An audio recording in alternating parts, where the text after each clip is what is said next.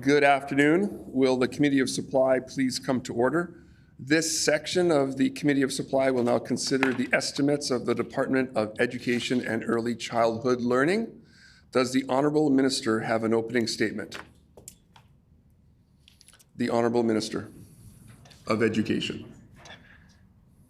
Well, merci, Monsieur le Président, for the opportunity for an opening statement. I do want to take this time to really reiterate a lot of what we've already been talking about during this past session and in a session that occurred in late 2023 when we were handed the awesome responsibility of government here in Manitoba. Is something that, of course, we don't take lightly. We take very seriously, because when it comes to elections do matter.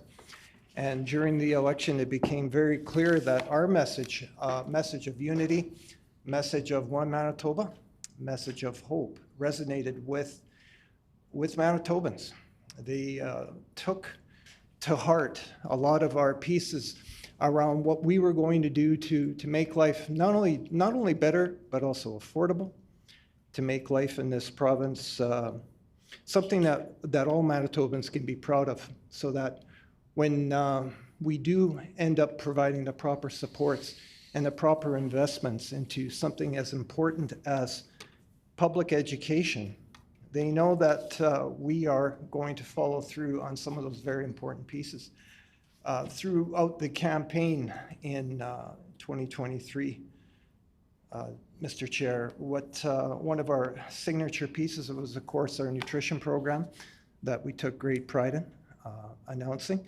But also, more importantly, when it comes to when we talk about programs that support not only students but also families in their public schools, we look at how is it that we can continue to build not only the school environment but also the community in which the school exists.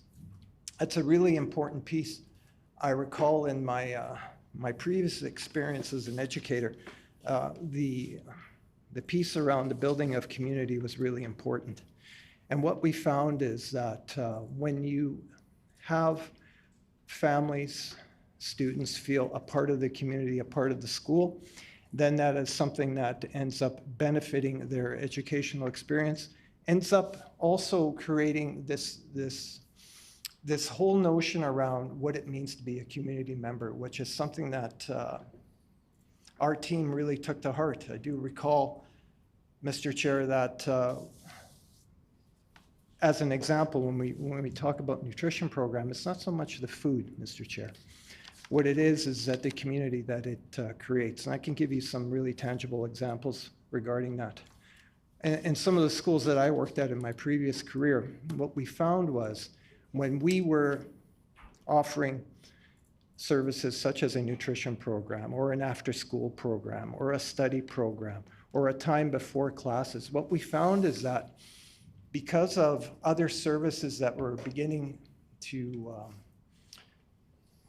I wouldn't call it wane, but it's a lot of services require volunteers, require the time of people to put in that unfortunately became really strained, especially when coming into the pandemic and coming out of the pandemic.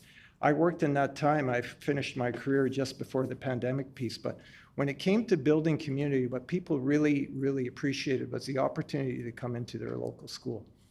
And when we were able to create a study program, a nutrition program, what it did is it invited families, and they even brought their younger children and sometimes their older children just to come and to have some time to get to not only know the staff, but to get to know the building in which their children spent 6.5 hours in. It's a really important part of their day. And that was one of the biggest pieces that we found to be the greatest benefit when it came to things like study programs and nutrition programs. What it did is that it brought in parents that typically didn't feel very welcome in their buildings, didn't feel welcome, Mr. Chair, in coming into their school. And what it did is it broke down a lot of barriers. And these are barriers that had existed for, in some cases, generations, multi-generational, where there was very little trust in that environment. And sometimes some families actually felt a little threatened. And so what we were doing, we were working to build that community through something like a nutrition and study program. And what that did is it brought parents in. Once parents and families are able to come in, what we found was that many of these parents then began to volunteer in the nutrition program, began to volunteer in the study and before and after program. And so what did that do? Well, that built skills within that parent group, within that guardian group, within that support group. Those skills then were transferred. So in many cases, what we found, Mr. Chair, is that we found that parents would then begin to apply for positions within the lunch program. Some parents then began to apply and became educational assistants. And then in one case, we had a parent actually, after being in the lunch program, after being an educational assistant, then went on to post-secondary to complete their degree and then did an after degree in education. That person is now working within the school division that I used to work at, and is now providing a living for their family and also providing for that family in a very, I think, a way that's truly organic, that came from the community. And that was something that we were particularly proud of. The other piece that we're particularly proud of is the work of our early learning and childcare department. This is a department that is building a system, building a childcare system in Manitoba, where in this particular jurisdiction, we are taking an approach that wants to build reliable, predictable care and access to childcare at the community level, at a public level. And what we have here in Manitoba, what we're able to do is certainly model our system based on the needs of Manitobans. And what we've found is that people are really looking forward to, of course, not only accessing childcare, but also more importantly, having affordable childcare. And this is an issue that is something that we're particularly proud of, because what we're working to create is a new system here in the province. And we have a very capable staff. Can you tell me, Mr. Chair, when can I introduce my staff? After I'm done my opening statement? Thank you for that clarity. After the critic has also had the opportunity to put some words on a record. I appreciate that. Back to childcare. This is a piece that we're particularly proud of, because we have our the childcare department here in the provinces was recognized by the Project Manager Association of Manitoba as the project of the year in 2024.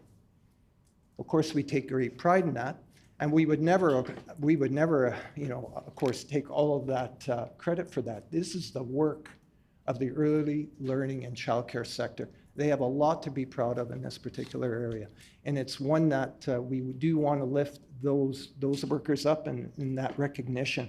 Being Project of the Year around the RTM model, outstanding, and that's something that we want to build upon. The other piece, too, that I want to talk about is our reconstruction of the Department of Education. The Department of Education has a very important leadership role that it plays within the province of Manitoba. As a former educator myself, we look to the department to provide, especially for smaller school divisions, a lot of leadership in around how we program, how we support kids in school. And one of the very important things that we rolled out and that we had in our campaign was that we were going to reinstate the Bureau Éducation Français, something that was missed by the sector, especially now with a growing division scolaire franco-manitobaine dans la province de Manitoba. It's something that required the support of an assistant deputy minister. The other piece that we're particularly proud of course, is the creation of the Assistant Deputy Minister for Indigenous Excellence here in Manitoba. And this is something that we're, as a government, see as very, very important, not only because of the work of reconciliation, but also because we need to indigenize public education in Manitoba. What was known as a place of trauma for many generations is now, we want it to be seen as a place of hope, a place of new beginning. And we're particularly looking forward to how this department will not only staff, but will also how they'll be able to carry out their mission. And it's one that we look forward to seeing. And as my time winds down, I want to thank you, Monsieur le Président, for the opportunity to put a few words on the record.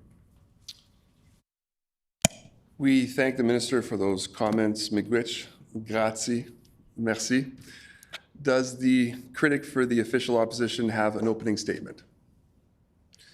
The member for Spruce Woods. Thank you, Honourable Chair, and thank the Minister for his comments as well. I'll keep my opening comments very brief. It's a privilege to be here as the new MLA for Spruce Woods and as the critic for education and early childhood learning. As the youngest member of our caucus, it's also a privilege to deal with the next generations of Manitobans that are coming through our K-12 education system and who will be the leaders of tomorrow. And so I take this responsibility very seriously, and I take this file very seriously, and it is extremely important to the future of this province. And I'd like to start by just thanking all educators, early childhood educators, K-12 educators, the staff that make the education system run, EAs, etc., ECEs. These folks are doing incredible work on behalf of parents and families, and indeed on behalf of Manitoba in general in educating that future generation. So I want to thank them for the incredible work they're doing across the province in supporting our young people.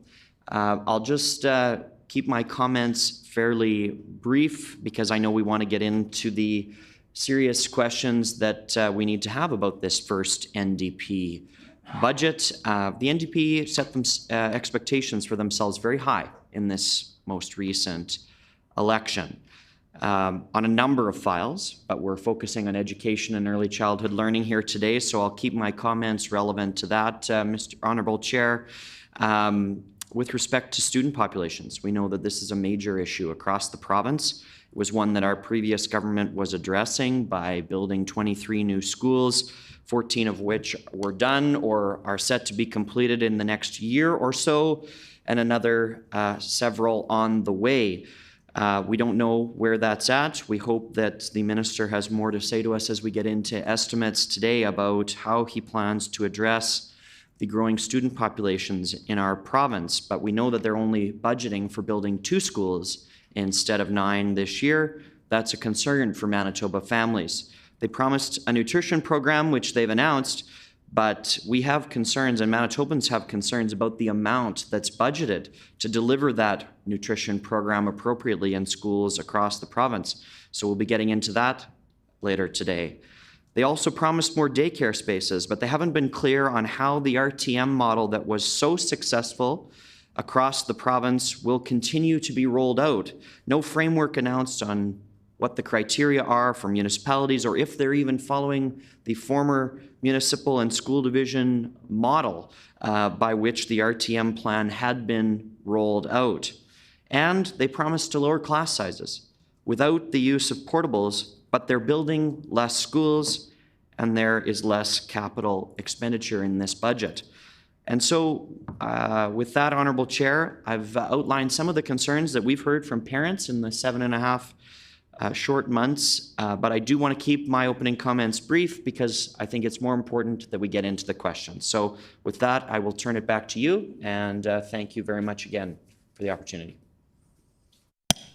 We thank the member for Spruce Woods, Miigwech, merci.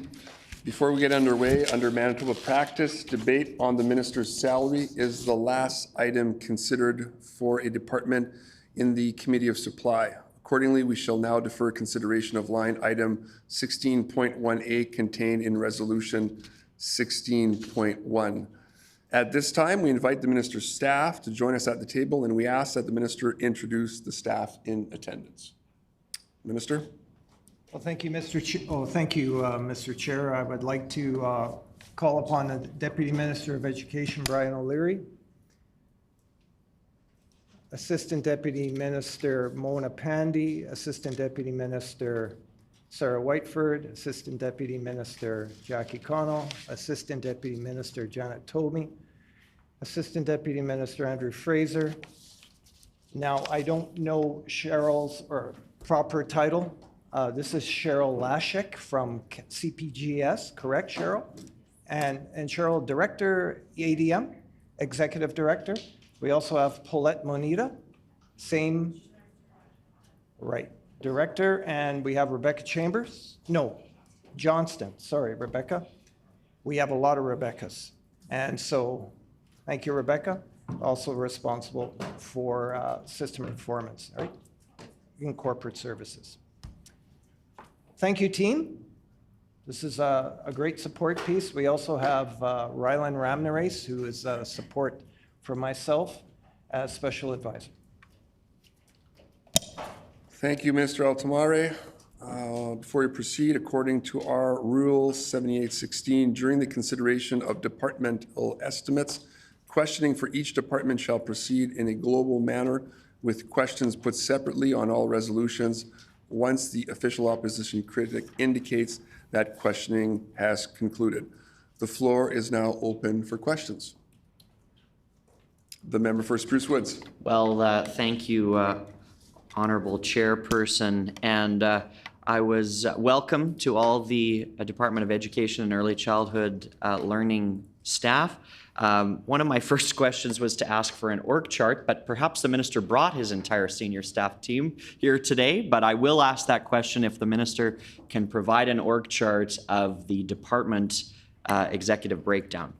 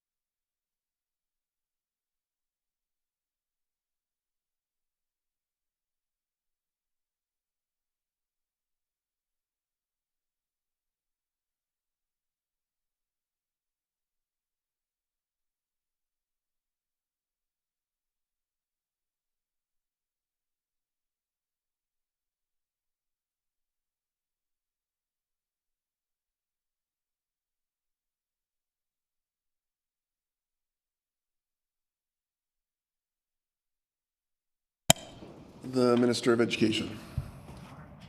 Well, thank you, Mr. Chair. We do have an organizational chart that I would like to read into the record. And then afterwards, what I'll do is we'll provide copies for the critic of the organizational, and we'll table it here. It'll be sent up by other staff in my department. In the early learning and childcare sector, we of course have Assistant Deputy Minister Sarah Whiteford, and we have a Policy and Planning Executive Director under that department, a Provincial Operations Executive Director, a Funding and Assistance Executive Director, and a Capital Space and Expansion Executive Director. With Finance and Administration Services, we have Andrew Henry, who is present here today.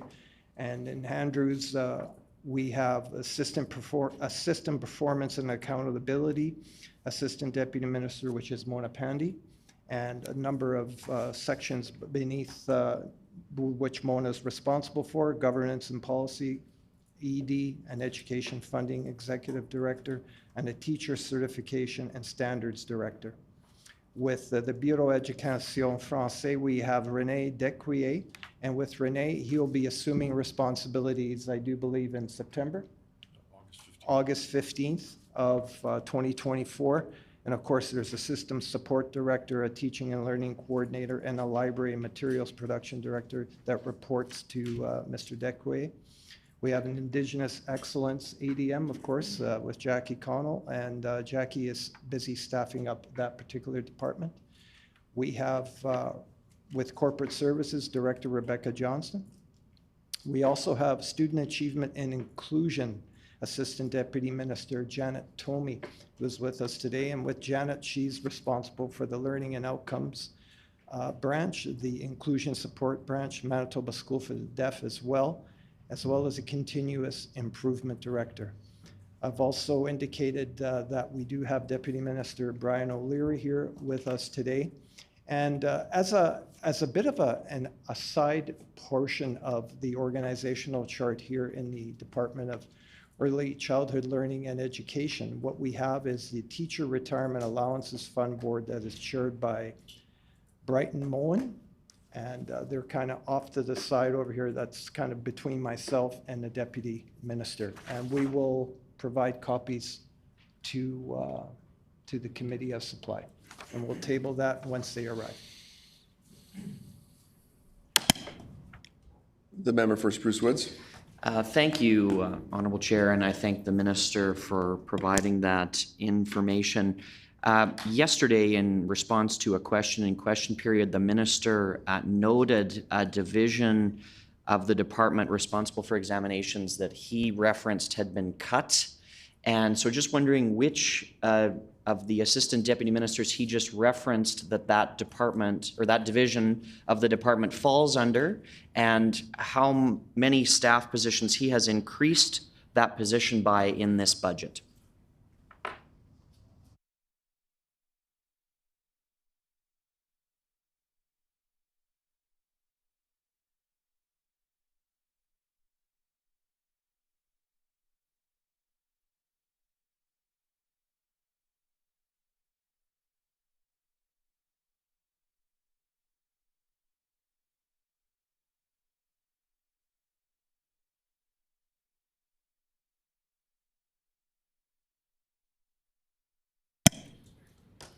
The Minister of Education. Yes, thank you, Mr. Chair. I do want to thank the member for Spruce Woods for that question. It allows us to talk a little bit about Manitoba Education, Early Childhood Learning, and the assessment unit. In my previous experience, we relied greatly on the assessment unit and some of the pieces and support that they provided to school divisions, especially when it came to provincial exams and how they were to be administered and how they were be brought into being. This is something that obviously takes a lot of time and consultation. I do recall there being not only a fairly large complement of staff, but also lots of expertise in the department around this area. The Assistant Deputy Minister responsible for this is Janet Tomey, and she's part of the Student Achievement and Inclusion branch. Now, I also would like to put on the record and inform the member from Spruce Woods that in 2016-17, there were 19 FTEs filled with specific within the assessment unit that existed at that time. In 17-18, there were still 19 FTEs associated with that particular unit. In 18-19, it went down to 14 individuals that were assigned to that unit. In 2020, 2021, it was up to 15, an extra person. And then in 21, 22, 11, 22, 23, down to 9. And right now, there are 6 people in that unit. That is a unit that we see as very important and one that fulfills our responsibility to students and to their families to ensure that we have enough people in place to provide the necessary support for provincial examinations. We will be looking at this in the next round of estimates so that we can begin to staff up that unit again. I can say that that unit right now is somewhat overworked with not only the volume, but also with the responsibility that comes with that particular department.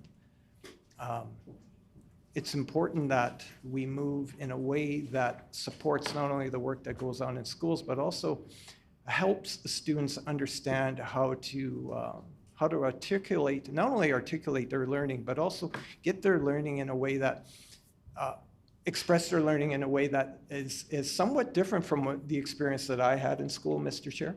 I can tell you it used to be very much a pen and paper task. Right now, the department, based on some of the latest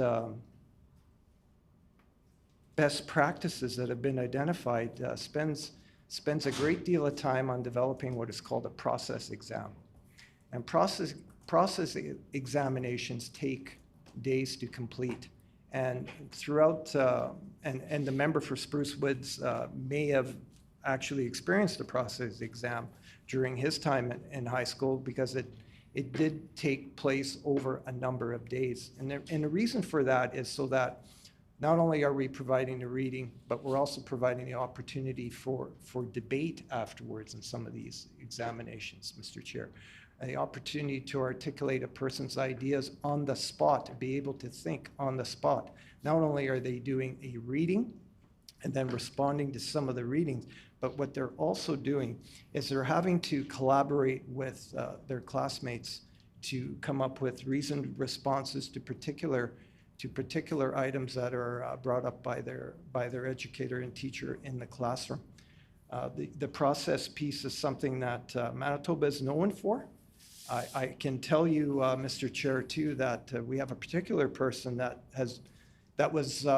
worked for the Canadian Ministers of Education and was seconded by CMEC for the incredible work that person has done in that particular branch, and was noted for some of the really innovative pieces that they were undertaking in the Department of Education and Early Childhood Learning.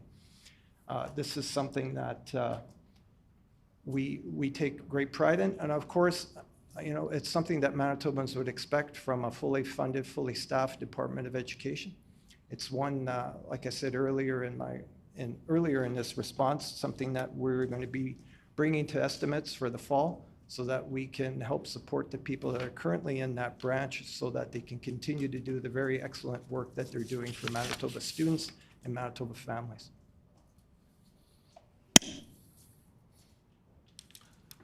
The member for Spruce Woods. Thank you, Honorable Chair, and I thank the Minister for that. I just want to be clear. The Minister, about halfway through his answer, switched from talking about FTEs to talking about people.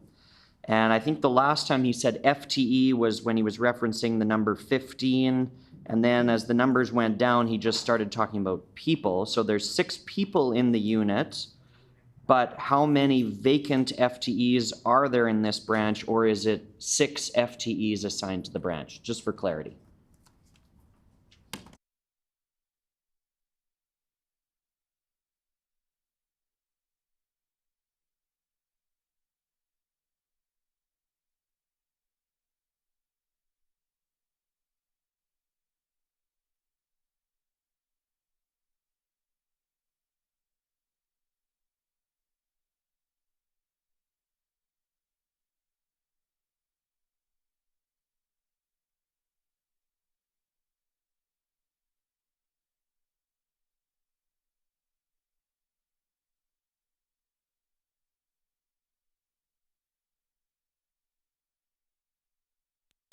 The Minister of Education.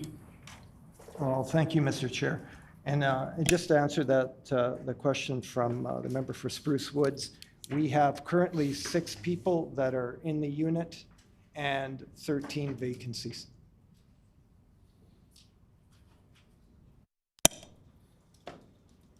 The member for Spruce Woods. Well, I thank the Minister for the clarity on that. And so if the FTEs are existing and have been existing for some time, can the Minister outline some of the challenges in filling those vacant FTEs, and if they are appropriately budgeted for in this budget?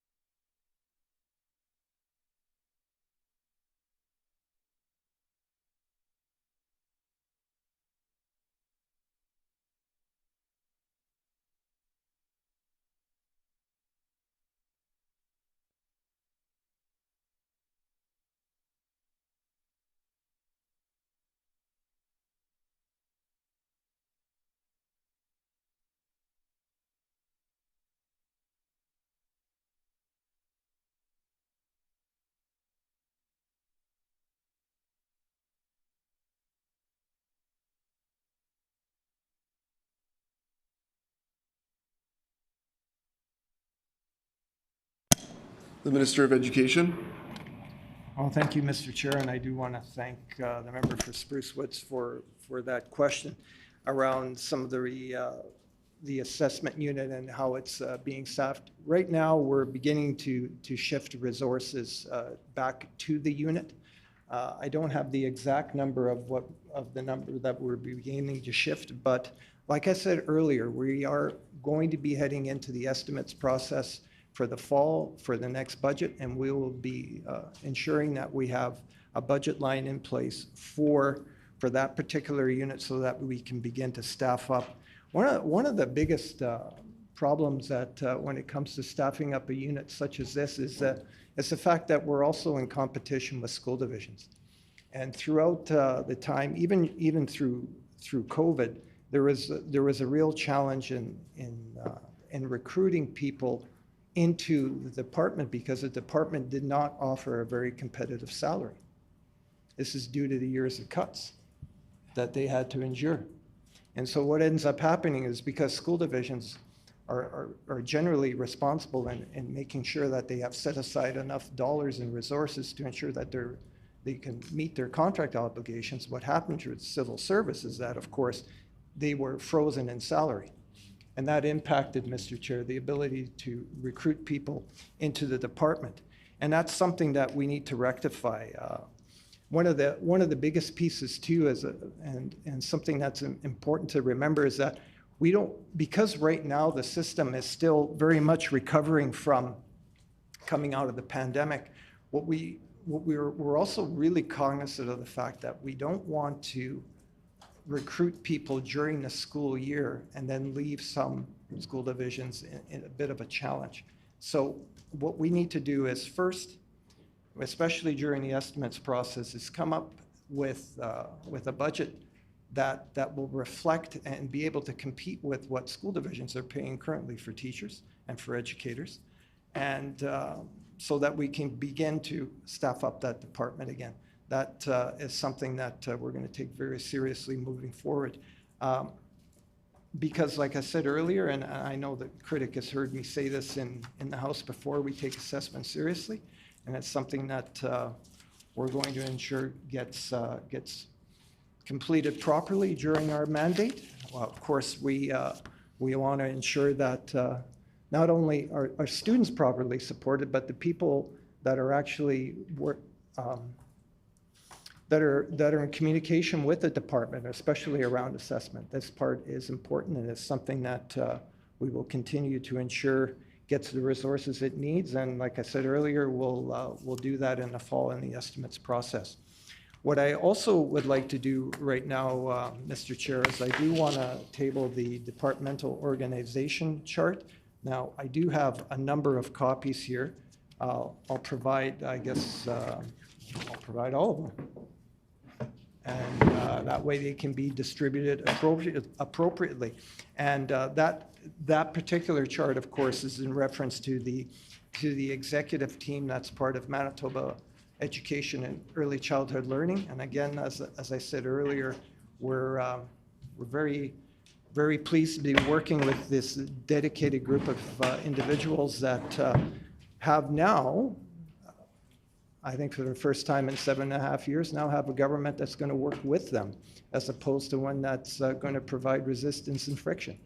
This is something that we take very seriously, because here in the department right now, we don't see education as a cost.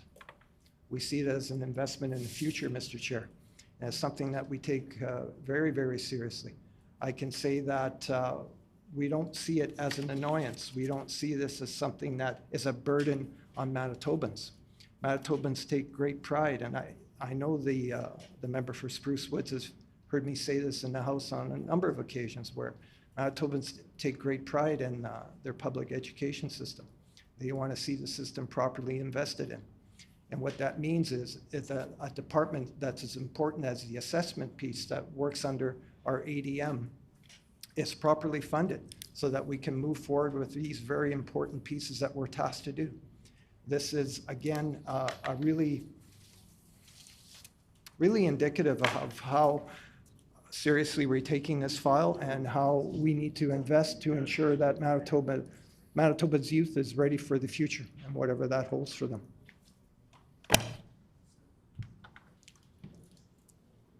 The member for Spruce Woods. Well, I thank the minister for most of those comments and certainly his very verbose, lengthy answers to my questions. Very healthy discussion going on here. I just want to clarify this for the record. So yesterday in question period, the minister said that the previous government had cut the assessment branch from 19 positions to 6. And now he's clarified that actually there are 6 people working in the branch, but that there are still 13 additional FTEs assigned to the branch that are not full. So that is not in fact a cut. That is what he just said in his last response. Or perhaps I didn't word my question well, so if he wants to correct the record on that, but that's certainly what he responded to my question. And I have more questions on other topics, but perhaps the minister wants to take a few minutes to just clarify that for the record.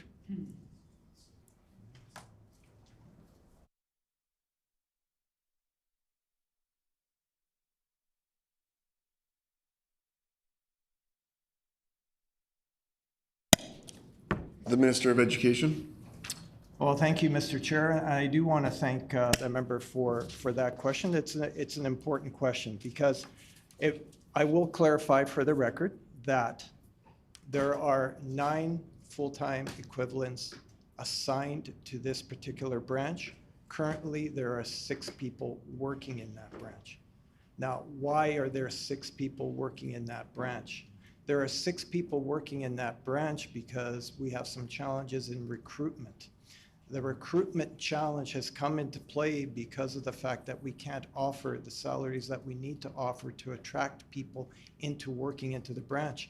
I do want to thank the 6 people that are currently assigned to that branch because they're very dedicated to the work that they do for Manitoban students and families. This is something that we take very seriously and that we're going to address. Manitobans made it very clear. I do want to put on the record that Manitobans made it very clear in October of 2023 that they see public education as an investment. They don't see it as an annoying cost, Mr. Chair.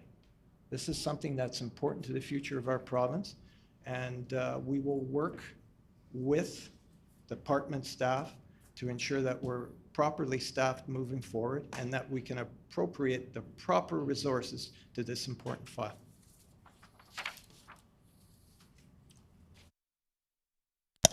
The member for Spruce Woods. Thank you, Honourable Chair, and thank you to the Minister for that clarification on those FTE positions. Just picking up on something else the Minister said there, he talked about recruitment challenges with the department and particularly with respect to this division and wages being a challenge. I would suspect, although I could be corrected, and please do correct me, that these positions would be subject to a collective agreement. And so is the minister advocating for changes to a collective agreement for the Manitoba Government General Employees Union in order to help with his recruitment efforts in his department? And what impact will that have being on the public record when the next time the General Employees Union contract comes up for renegotiation?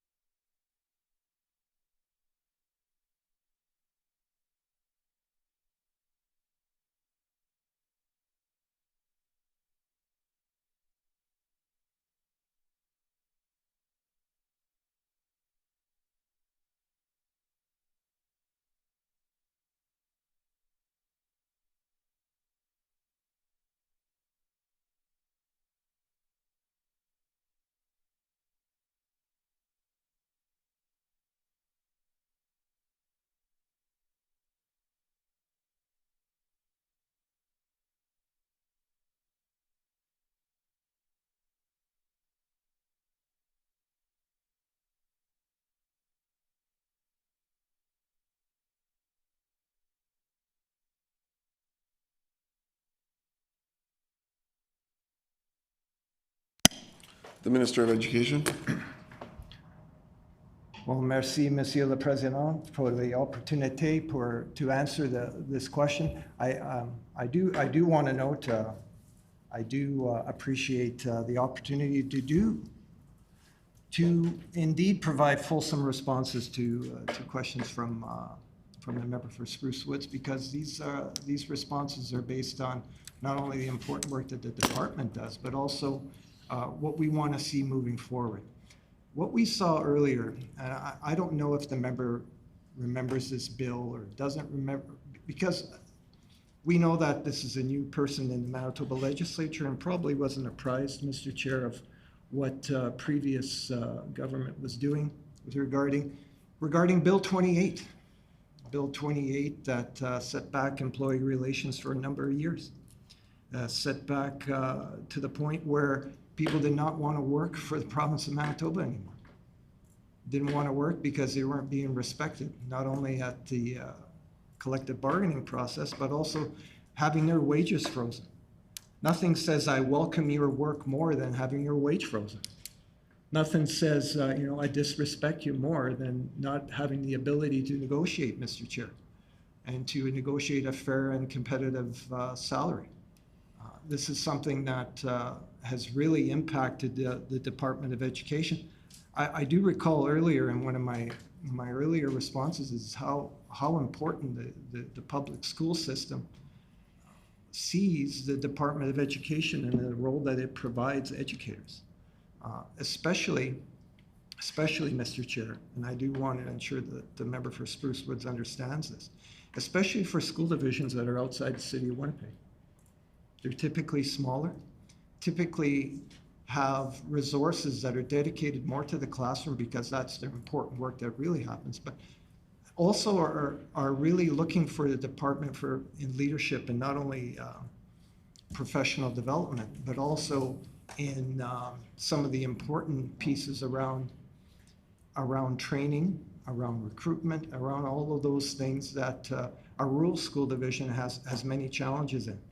And that is something that we certainly saw loud and clear when we were visiting Prairie Spirit School Division all along Highway 2. We made it out to Treeherne, we made it down to a Hutterite colony south of Highway 2, where, I do want to highlight this. So, in the Hutterite colony, I do want to share a story here. Huttarians are the first people that saw the value of a nutrition program. I remember as a student in elementary school, one of the very important things that I noticed right away when we did a field trip, I think it was in grade 5. Went to a Hutterite colony just outside of Hazel Ridge, Manitoba, because I was in the Northeast. We had connections because this is the old Transcona Springfield. You remember this, the member for Springfield Reshow knows exactly where I'm talking about. And one of the things that we talked about was, wow, they fed us lunch. Imagine, and a good one, exactly. And they saw the benefit of a nutrition program and saw the benefit of the community that it created. I can tell you that when you create community, you do that by respecting employees as well. I can tell you Bill 28 did not do that. And not only did it not do that, there was also the clear message that the previous government was refusing to negotiate with their employees. And what that does is that it makes it a less attractive place to work. We're beginning to change that narrative. We're beginning to change that narrative because we're now beginning to put into place a workforce, a work environment, a new culture that values the expertise of people in the education system, to the point where we're able to recruit 2 new ADMs into the department. I do want to read into the record again, Bureau Éducation Français, one of the first things that was cut in 2016, Monsieur le Président. Imagine a growing DSFM school division without the support of Assistant Deputy Minister here at the Department of Education. That sends messages.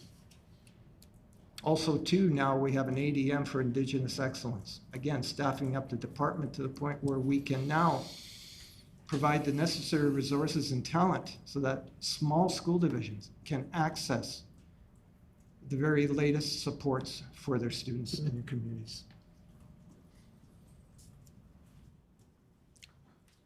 The member for Spruce Woods.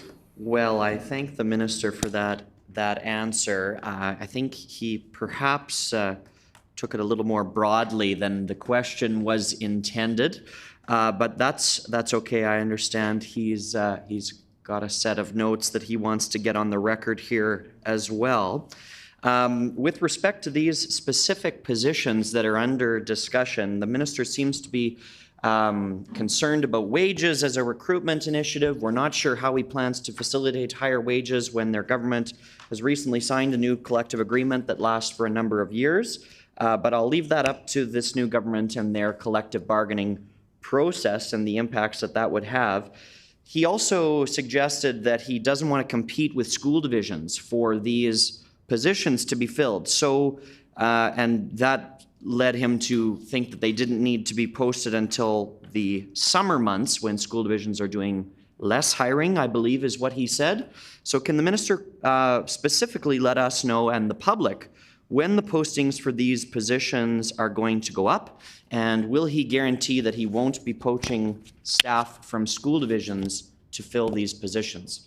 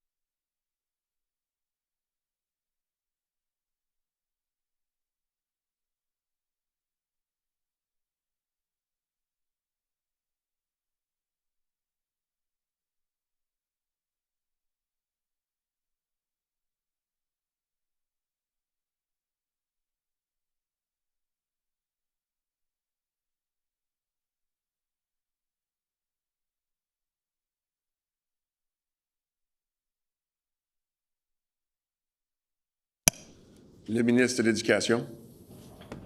Well, merci, Monsieur le Président. I do want to thank the member for Spruce Woods for that question. We are in the process right now of posting positions that are available in the Department of Education. Sorry. That's something that, again, it's a tricky balance, right? Because the field is feeling, it's feeling a lot of the challenges that we've had to experience these past few years coming out of the pandemic, especially around some of the mental health pieces. And this is something that was really articulated quite clearly by the board members of Prairie Spirit School Division. when we visited that school division, I believe it was about 3 weeks ago, in early May, one of the things that they really appreciated, Mr. Chair, was the opportunity to invest again into their communities and into their families. And one of the biggest pieces that they noted was really the demands being put on them around the mental health needs of their students and their communities. You know, one of the really interesting things that we saw when we were on that trip was they have a very unique, let me rephrase that. They have a piece in place where they use high school students to help with kids in the early years. I think the member for Spruce Woods may even know this, because this occurs at Glenborough School in the Glenborough area there. And they take great pride in having their high school students work and mentor with their younger students and provide support not only in the classroom, but as positive role models in the community. This is what it means to be part of, you know, a community school, and what the responsibilities are as you move forward as a student in that particular school. I can tell you too that this is something that they really were really appreciative of, because now they weren't constrained by the previous government's mandates around, you can't raise your local levy. We don't trust you to do this. We don't trust you to invest in your communities. As a matter of fact, what we'll do is, not only are we going to hamstring you, we're also going to penalize you for wanting to invest in your communities. Can you imagine that, Mr. Chair? And so that's what we're working with. And they were finally now able to put in the necessary human resources and staff so that they can get onto the business of supporting their families and their communities in that particular area. And I'm sure this is the case throughout Manitoba, even within the perimeter highway. I do want to say, when it comes to the department, many educators, and I was one of those educators, actually, it's something that, you know, working for the department through secondments was something that we saw as an important part, not only of our own professional development, but it was our ability then to support schools outside of our school divisions. During the time when I was seconded to what was at the time the development of the middle year science curriculum, what we were able to do is second staff, where the school division, of course, was paying my salary, but then I was providing some of these, I wouldn't call it expertise. I don't want to call myself an expert. We're always learning. We're always doing professional development. We always get our cues from kids and our families. But I do want to say that secondments are an important part of what we do, and we will continue to do. Teachers still want to be able to contribute more than just in their classroom. They see themselves as contributing, obviously, to their schools, but more importantly, they want to provide important professional development and leadership to other parts of the province. That is something that was really, really, really important, not only to myself, but also to the other people that are on that committee. And a lot of us also did work, because what does this do then? What this allowed us to do, because of the leadership of the Department of Education in the time that I was seconded, what it allowed us to do is then take a lot of that training that we were exposed to and all of the learning that we were exposed to from other teachers, and then allowed us to present at the Manitoba Teachers Society SAGE conferences, the special area group experiences that are really important. And so these are things that the department provides, and this is something that we look forward to having the department continue. The minister's time has expired. The member for Spruce Woods. Thank you, Honourable Chair, and I'm glad the minister took a drive out to Glenborough in my constituency of Spruce Woods. That was nice for him. We're always happy to see NDP members outside the perimeter highway. He referenced how happy everyone there is, at least from the school division side, to be able to raise property taxes with respect to the education tax on property. I wonder if he also took the time to consult with any farmers around Glenborough while he was out there, or perhaps even the Hutterite colony that he visited, about their thoughts on education property taxes going up on farmland.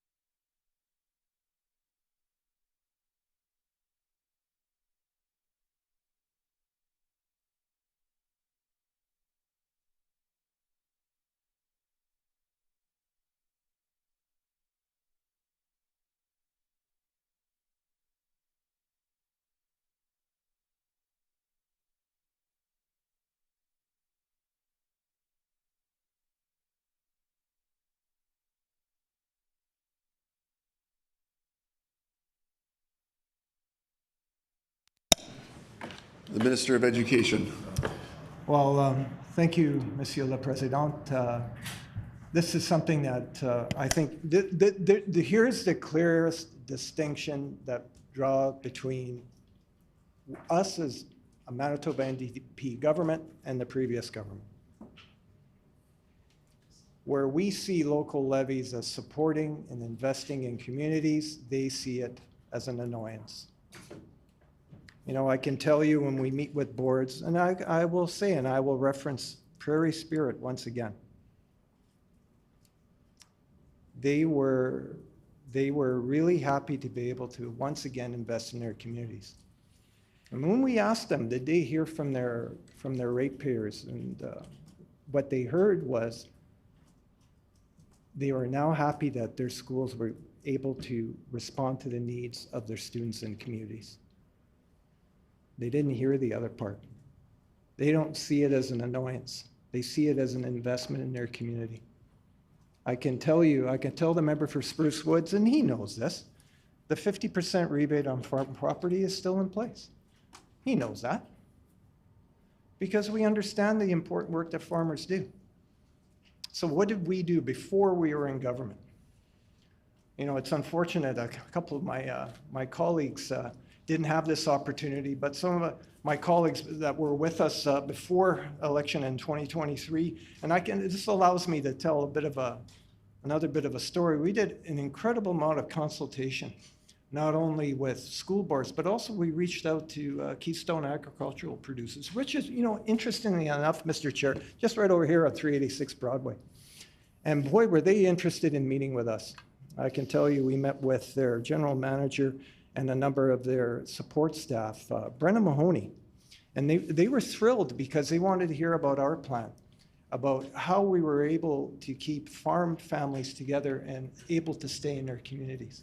Because as you know, when you talk to producers, when you talk to people in rural Manitoba, what they want is they want a fully funded public education system so that they can actually raise their family in Service. They can raise their family in Glenborough. They can raise their family in Anola. They can raise their family in Dougal. These are very, very important to them. And so when we talk about school boards having the ability to once again impact positively on their local levies, they don't see it as something where they're just going to, oh, we can just do this now, we'll go ahead and do it. Out of the 37 school divisions, Mr. Chair, I would say every one of them carefully deliberated on what they were going to do with their local levy, not only because it is an investment in their community, but they're also acutely aware of the challenges, the affordability challenges that are facing Manitobans right now. They know this. They're locally elected by people that are in their areas and regions. The member knows this. They're very careful with how they do this stuff. And this is something that they were very appreciative of once again, Mr. Chair, being entrusted with the responsibility not only of investing in their communities, but making their communities remain attractive to rural Manitobans. What is the number one thing that people are very proud of in their communities? Is their local school. And I know every member here is nodding their head at that around this table. They are busy right now saying to themselves, nothing can be more important than investing in education, than ensuring that in our public schools, not only are they fully resourced, but also a piece that the community can look to with a great deal of pride and say, you know what, I send my child to that school. That particular school division now has the ability to ensure that that child gets the proper resources in place. Now, is everyone perfect? Absolutely not. What we're always doing is that we're striving to get better each and every year. And now they have a government that's going to be working with them to ensure that students, their communities, especially producing families, have a place where they can go home instead of working on these very large farms for an impersonal person. That family farm still exists in Manitoba. That farmer still gets their 50% tax rebate, and they can be guaranteed that their school will be reflective of the needs for their children. The member for Spruce Woods. Thank you, Honourable Chair. And just based on that answer, I think the minister, is caught a little bit here because the finance minister had to make some budgetary decisions in this budget, no question. But I know that this minister knows that a 50% rebate of a higher number is still more taxes that farmers are paying this year than last year, at a time of increasing challenges in the agricultural world, at a time when the overhead of operating family farms has never been higher, insurance premiums never been higher for farm families, a 50% rebate. If our government's plan had still been being imposed, they would have been up to a 67.5% rebate this year. Instead, they're getting the same level of rebate on a higher property tax bill. So that is not, in fact, keeping the same amount of relief for farmers. It is less. So a simple yes or no question for my last, because we're reaching the end of our time here today. Based on the minister's response, can he confirm that they will not be phasing out education property taxes completely? Yes or no?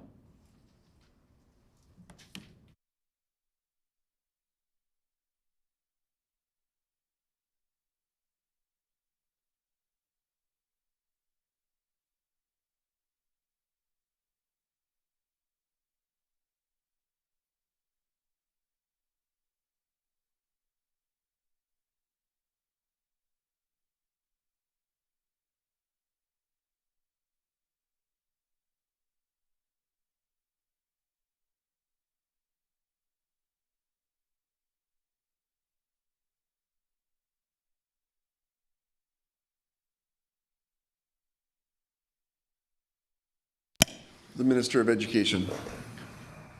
Thank you, Mr. Chair. Again, I do want to thank the member for Spruce Woods for that question. It's an important one because, again, it really highlights the difference between a Manitoba NDP government and a PC government. We see education along with Manitobans, including rural Manitobans, as an investment, not an annoying cost, not as something that, you know, we have to pay for. This is something that we are investing in for the future of Manitoba. And this is what the clear delineation is here. I can tell you, I'm surprised with all these pieces that the member brings forward. It's kind of too bad, Mr. Chair, that they didn't run on that in the last election in October of 2023. Can you imagine? Instead of putting up those terrible billboards and bus benches and silver boxes that tried to divide Manitobans, they would have run on something a little more positive? Maybe that could have happened. I don't know. But I can tell you with the Manitoba NDP government, we're going to be working with school boards. We're going to ensure that they understand that they have a real partner now in the Manitoba government, and that they will be able to work with us to provide the very best for their children and their communities. This is an important piece.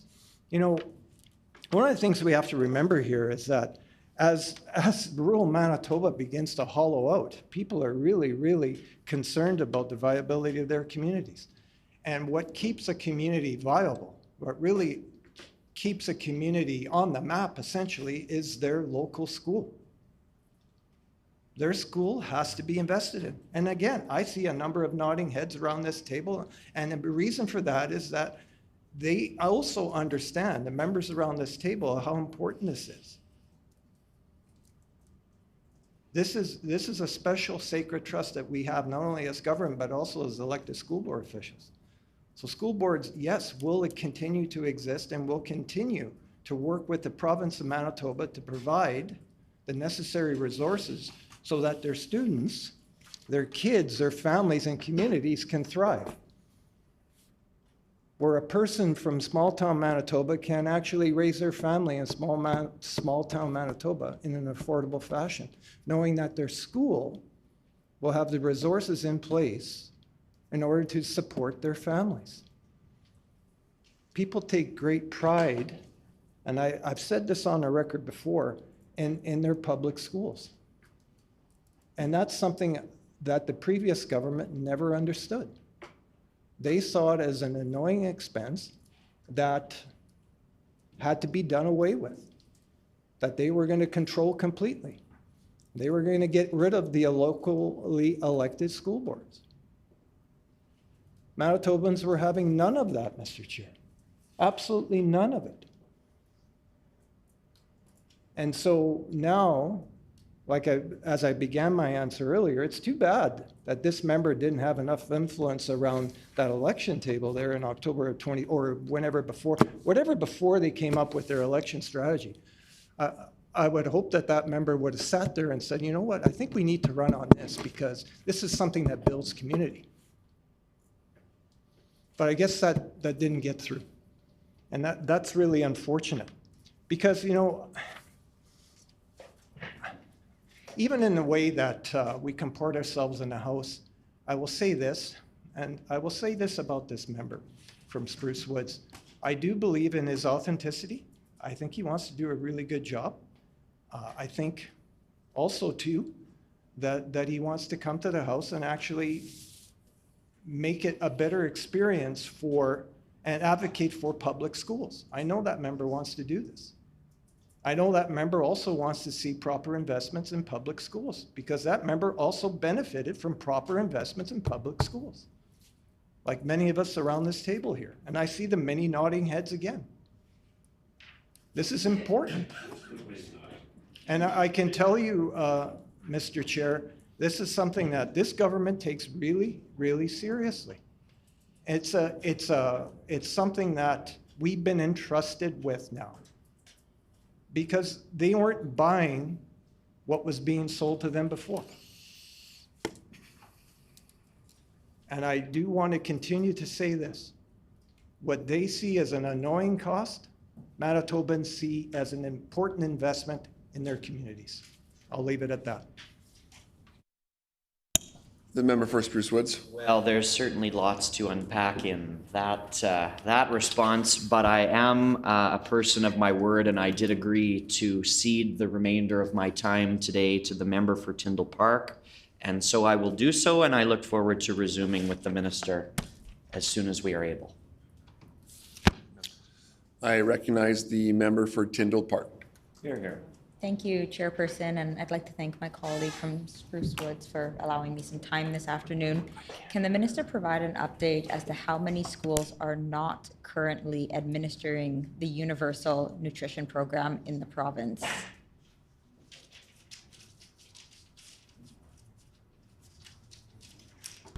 We might ask the member for Tyndall Park to repeat the question. You know, I heard it. It's okay. Just moving forward, if I, because, or if you can come closer. Or, yeah, or come, like, move closer. So-